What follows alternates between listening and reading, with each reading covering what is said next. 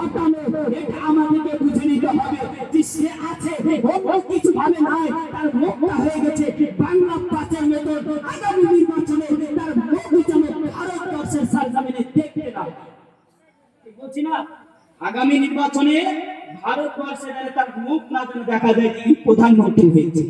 আর আজকে আমরা ঐক্য না হয়ে, আজকে আমরা ছিটিয়ে, আজকে আমাদের অবস্থা দিনের পর দিন আলাদা হয়ে যাচ্ছে। ইসলাম রাজনীতি আমি কথা বলতে চাই না, আমি বলতে এটাই চাই, আপনি যে দলকে ভালোবাসেন ফলে দলের নীতিটা দেখে, নীতিটা দেখে সে ইসলামকে বাঁচানোর জন্য নিয়ে যাচ্ছে না ইসলামকে টিপে টিপে মারার জন্য নিয়ে যাচ্ছে। আজকে আমরা বিভিন্ন আপনার দিকে আপনার ভোটটাকে ছিটিয়ে আজকে আমরা নিজের ভোটটাকে দেওয়ার পরে না আমরা মন্ত্রী পদ পাচ্ছি, না আমরা আপনার কিনা অন্য কোন পদ পাচ্ছি, আর যে কটা পাচ্ছে অটোমেটিক নিচু হয়ে আপনার চলে আসছে।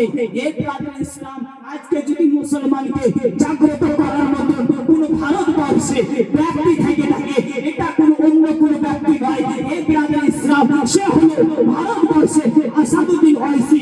ওই ব্যক্তি যদি আজকে পার্লামেন্টে আপনার কিনা অর্থাৎ বলতে আপনার যদি ছিড়তে পারে, ইসলাম এনআরসিকে বিলকে যদি ছিড়তে পারে, এই দুনিয়ার সারজামিনে বিজেপির দালাল হতে পারে না, দেশের ডাক্তার হতে পারে না, একজন আশিকে রাসূল ধরে বলে সুবহানাল্লাহ।